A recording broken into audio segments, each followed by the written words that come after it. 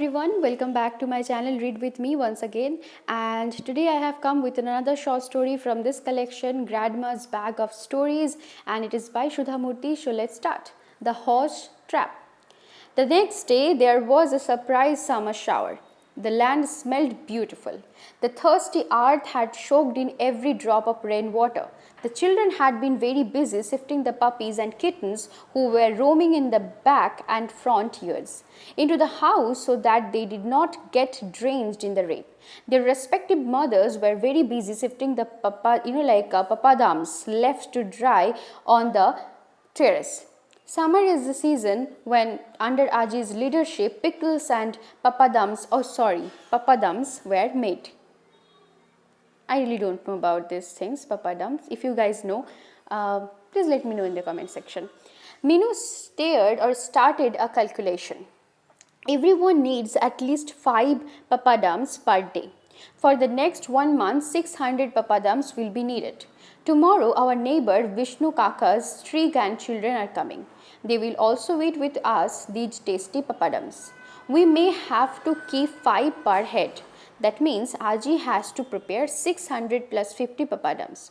When Aji listened to Minu's mathematics, she laughed and said, "Don't calculate that way. It may be true today that we will all eat 5 papadums a day, but this may not be true for every day.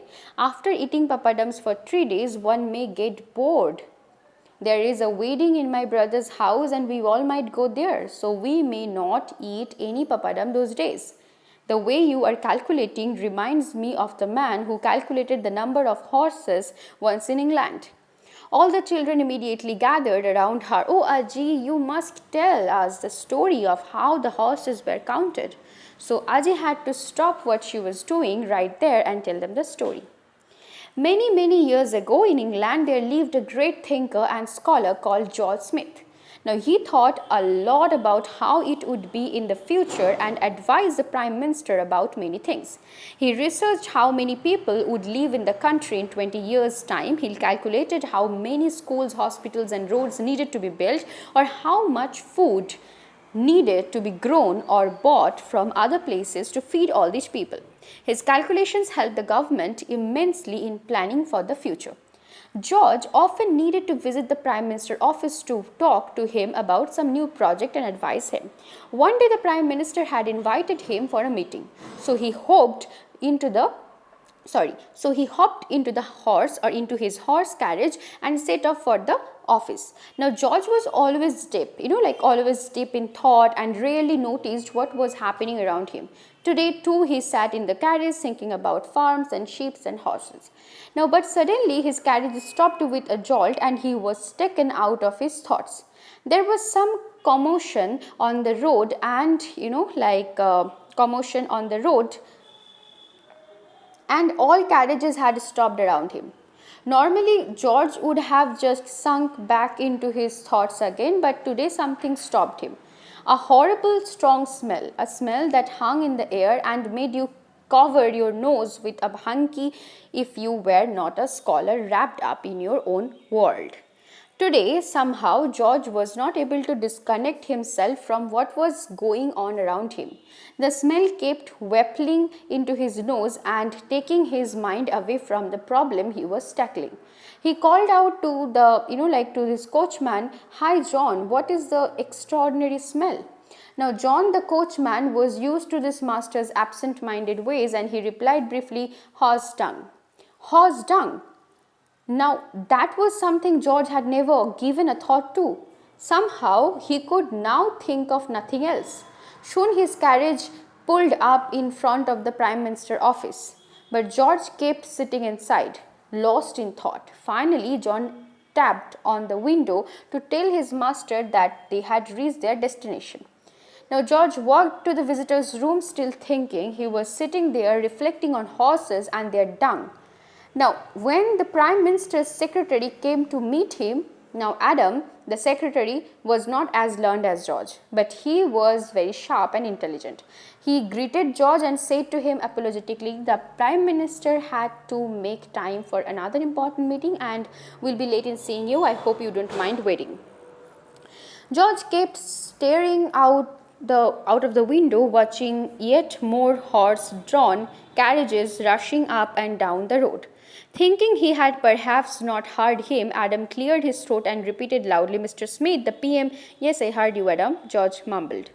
Worried that this great thinker of the country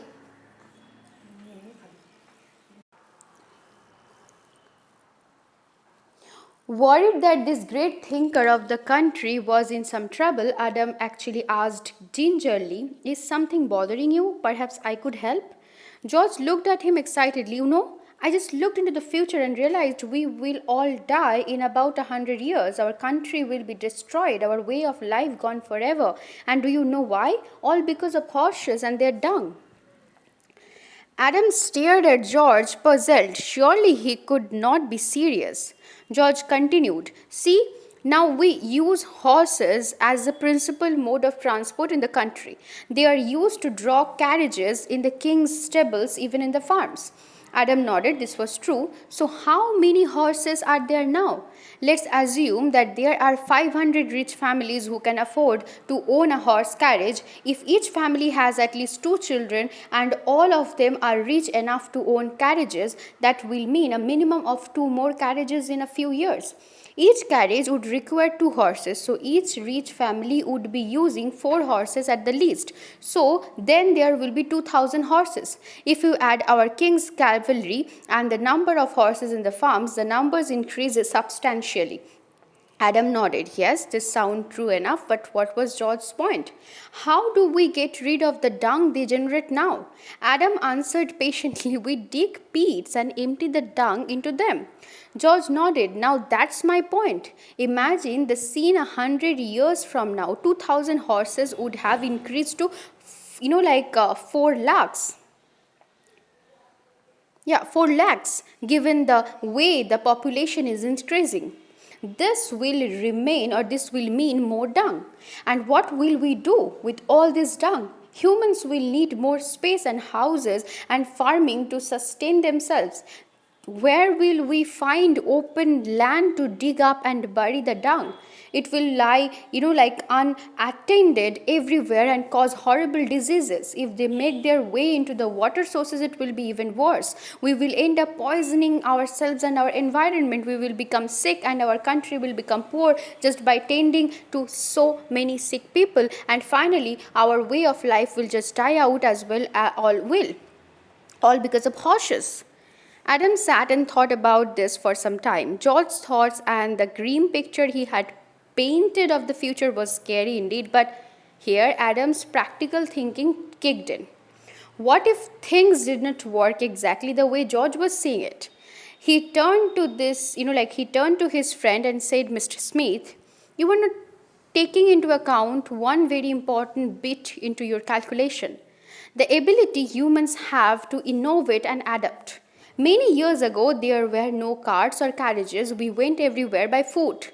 Then once we started domesticating animals, we realized we could use them for transport too. But do you think humans will rest with this achievement? Who knows, in 100 years, what other modes of transport who would have invented so that we may not require horse for transport after all? Perhaps we will even be able to fly like birds." George never solved this problem in his lifetime.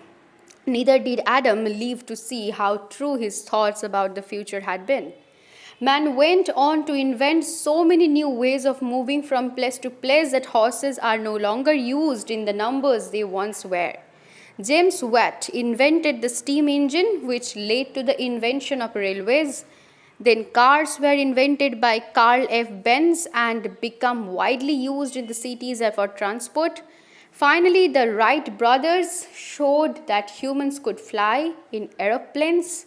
With all these great inventions, the horse and other animal-drawn carts and carriages are now a thing of the past. Truly, if man did not innovate and experiment, our species would have died out, just like George had predicted. Everyone was very happy this story, and they all teased Minu. "You are the George Smith of our house. Who knows, one day nobody will eat papadums and Amma may not prepare that many papadums. We may even buy directly from the shops if it is a small number." Now Minu felt very embarrassed. She hid her face with a pillow. Aji said, "Don't make fun of her. Foresight is very important. If you don't have foresight, then you will land up in trouble like Ramu." "Who is Ramu?" the children immediately asked Aji. "I will tell the story of Ramu only tomorrow." And Aji bustled off. The children knew she would tell only one story a day. They eagerly waited for the next day to hear Ramu's story. Thank you for being patient and listen to the whole story. Let us wait for next day too to listen to another story. Please do like, share and comment. Let me know in the comment section below what kind of story you would like me to read out for you, and enjoy how much you enjoy this story. If you have any suggestion for me to improve my reading skill or anything else, every comment will be appreciated by me. I will be very, very thankful for this because I love reading. So yeah, till then stay blessed and happy. Soon I will come with another story. Ta-da! Thank you.